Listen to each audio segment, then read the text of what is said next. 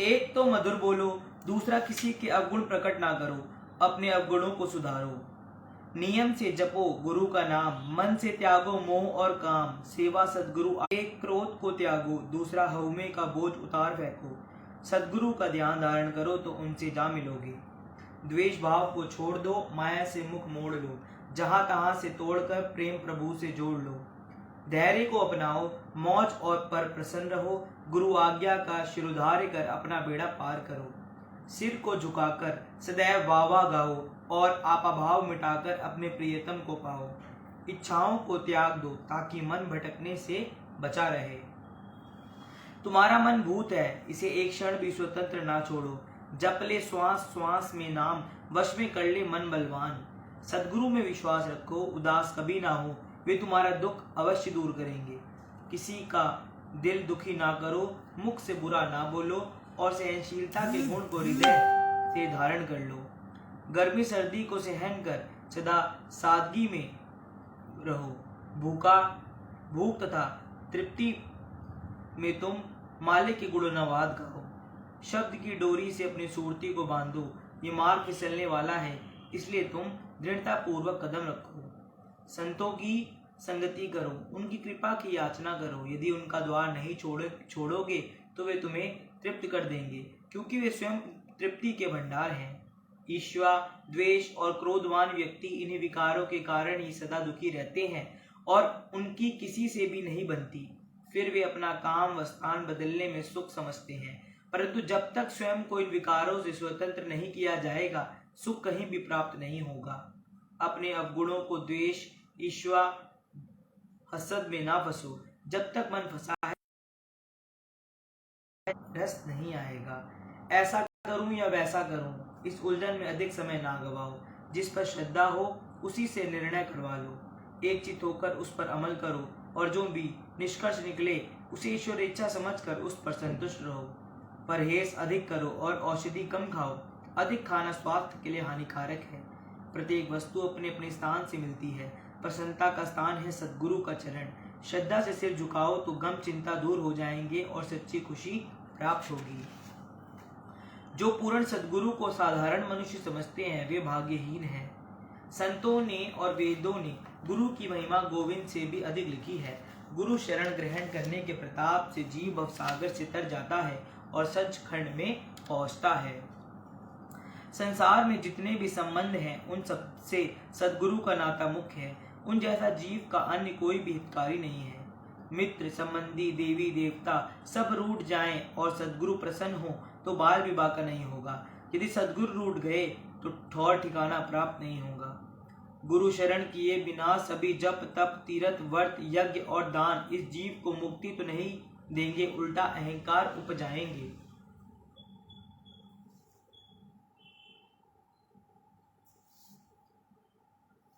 सद्गुरु शब्द के अतिरिक्त करोड़ों यत्न करने पर भी हृदय की सफाई नहीं होती और ना ही विचार पवित्र होंगे। अज्ञानता और संशय के कारण ये मनुष्य जन्म जो देव दुर्लभ है व्यर्थ नष्ट हो जाएगा। बड़े बड़े आचार्य, ऋषि, मुनि, योगी, यति, भक्त और संत, बल्कि रामकृष्ण जैसे अवतार भी गुरु की शरण में गए तभी श्रेष्ठ कहलाए। फिर जो साधारण जीव विद्या और धन के अहंकार के कारण गुरु शरण नहीं ग्रहण करते वे मंद बुद्धि कहलाते हैं। जो अहंकारी पूर्ण सद्गुरु को पूरी श्रद्धा से सिर नहीं झुकाते या अपने मुख से उनकी निंदा करते हैं या कानों से निंदा सुनते हैं या सुनकर प्रसन्न होते हैं या सामने वाद विवाद करते हैं, वे नीच योनियों में भटकते रहते हैं। सेवक का धर्म है कि हर कार्य करने से पहले अपने सद्गुरुदेव महाराज का स्मरण करे। जब कभी भी अपने सद्गुरु के चरणों में पहुंचने का अवसर मिले खाली हाथ ना जाए। यदि कुछ ना बने तो पत्र पुष्प भेंट करके नमस्कार करे। सद्गुरु को अंतर्यामी समझ उनसे कुछ भी छुपाना नहीं चाहिए और उनकी आज्ञा को सत्य कर मन की अनुमति बिना ही मानना चाहिए।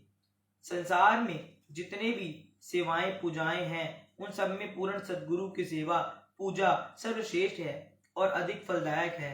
जिसने सद्गुरु की सेवा पूजा श्रद्धा पूर्वक की और उसने सब कुछ कर लिया और सब कुछ पा लिया।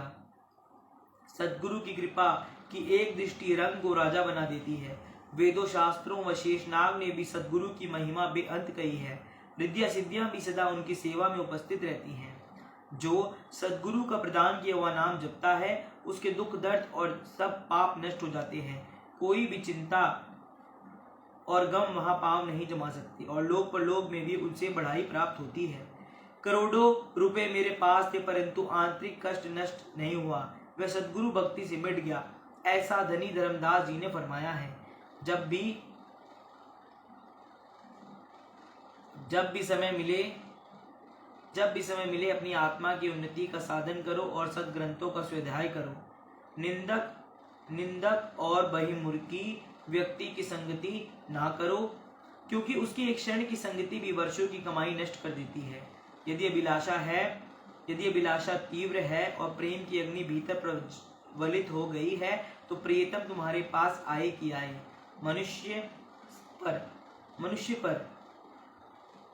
मनुष्य पर सब तरफ से दुख तभी आते हैं जब वह मालिक को भूल जाता है और मैं मेरी में उलझ जाता है।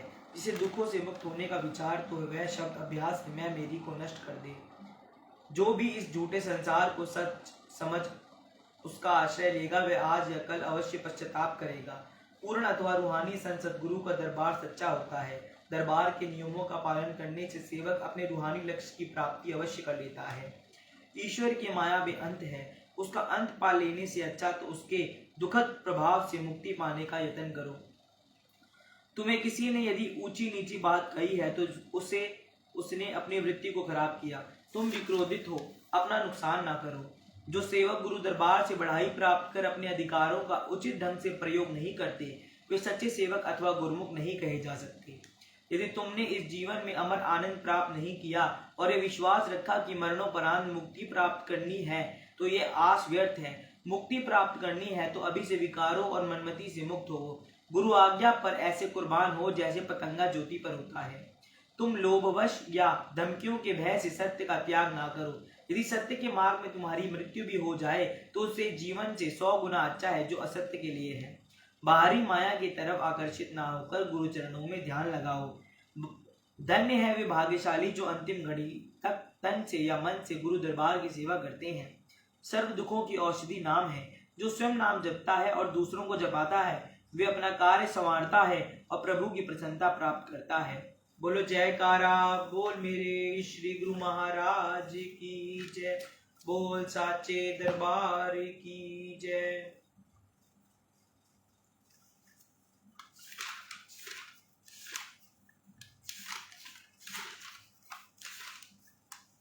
सत्संग कल्याण मार्ग।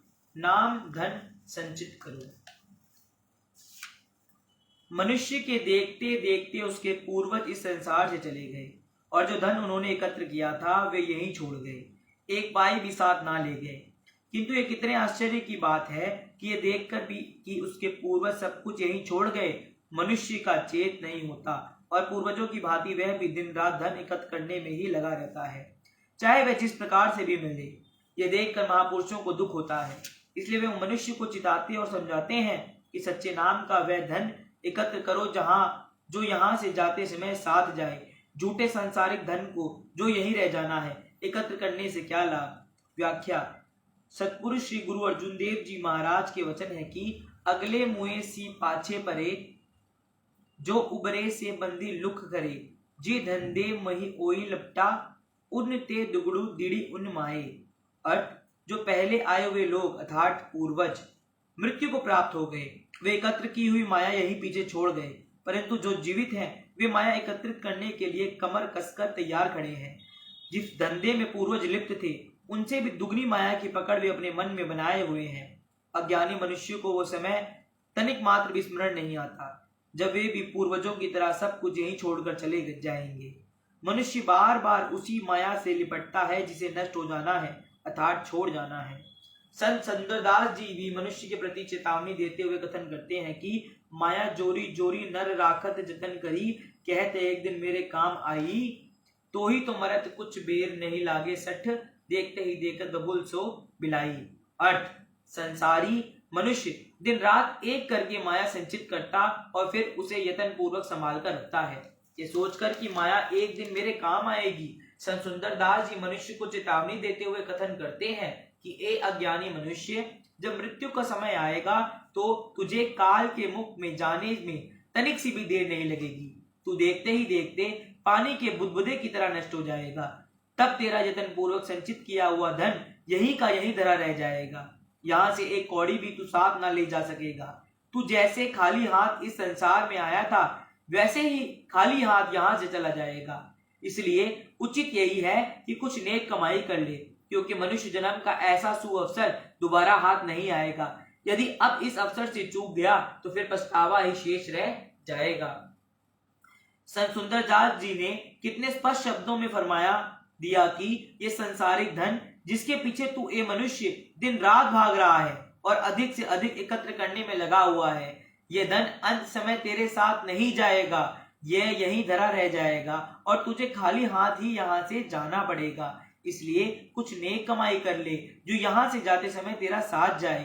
वह नेक कमाई कौन सी है, इस पर प्रकाश डालते हुए महापुरुष अपनी वाणी में फरमाते हैं कि दुर्लभ जन्म को पाकर बंदे मन में जरा विचार कर, कौड़ी बदले हीरे जन्म को यूं ही ना बर्बाद कर। ऐसा जन्म अमूलक पाया, कुछ नेक कमाई कर ले तू, भजन प्रभु का करके बंदे जीवन सफल बना ले तू। यही है अवसर, यही है वेला, नाम प्रभु का ध्यान ले तू, अंत में होगा संगी साथी, परलोक का तोशा बना ले तू। महापुरुष फरमाते हैं कि अंत समय तो केवल प्रभु नाम का सच्चा धन ही जाएगा।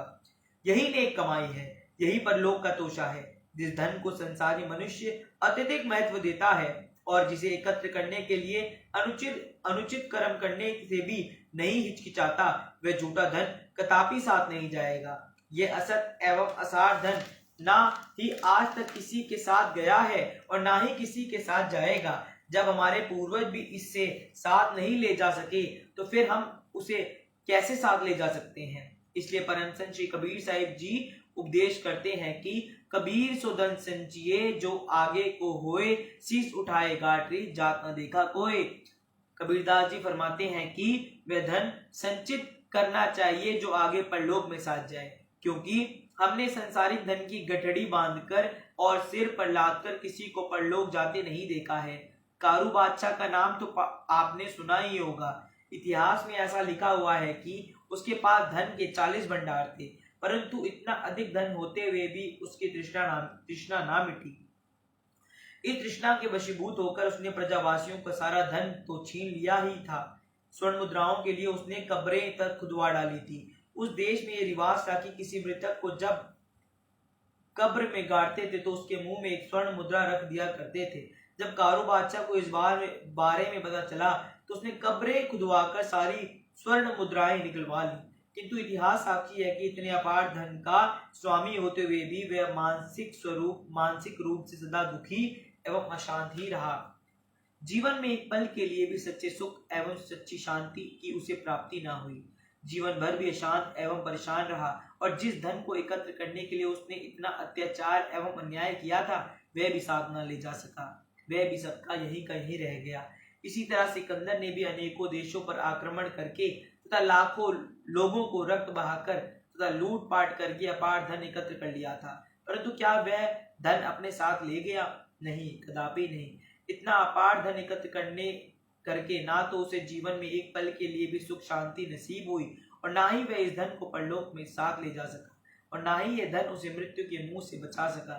संत तुलसी साहिब जी ने सत्य ही कहा है कि अरब खरब लो द्रव्य है, उदय अस्त लो राज, तुलसी जो निज मरण है तो आवे की ही काज। संत तुलसीदास जी फरमाते हैं कि चाहे अरबों खरबों के बराबर धन एकत्र कर लिया जाए और जहां से सूर्य उदय होता है तथा जहां पर सूर्य अस्त होता है, अतः पृथ्वी के एक छोर से दूसरे छोर तक, अथवा यूं कहा जाए कि संपूर्ण सृष्टि पर साम्राज्य स्थापित कर लिया जाए, परंतु मृत्यु का जब समय आ गया तब यह धन आदि कुछ भी काम नहीं आता, अर्थात मृत्यु के भूख से नहीं बचा सकता। इसी प्रकार रावण का ही मिसाल ले लो। जहां तक धन के होने का संबंध है तो ऐसा कहा जाता है कि रावण के पास इतना अधिक धन था कि लंका में भवन ही सोने के बने हुए थे, जिनमें सोने के ही बर्तन तथा पलंग आती थे, इसलिए लोग उसे सोने की लंका कहते थे। किंतु क्या इतना धन उसके किसी काम आया? क्या यह धन वह यहाँ से साथ जाते समय साथ ले गया? नहीं, कदापि नहीं। संत नामदेव जी अपनी वाणी में कथन करते हैं कि सरब सोइन की लंका होती रावण से अधिकाई, कहा भइयो दरी बांधे हाथी खिन मही पई पुराई। अथवा रावण जैसे शक्तिशाली राजा की लंका सोने की थी तथा उसके द्वार पर हाथी बंधे हुए खड़े रहते थे। किंतु इसका अंत क्या हुआ? एक पल में ही सब कुछ पराया हो गया। तात्पर्य यह है कि सांसारिक धन आज तक ना कोई साथ ले गया है और ना ही कोई साथ ले जाएगा। फिर इस धन के पीछे हर समय भागते रहना और इसकी अधिक से अधिक एकत्र करने की कोशिश करते रहना और इसी में अपने संपूर्ण जीवन को लगा देना कदापि उचित नहीं। ऐसा करके तो अपने इस मूल्यवान मनुष्य जीवन को व्यर्थ ही खो देना है।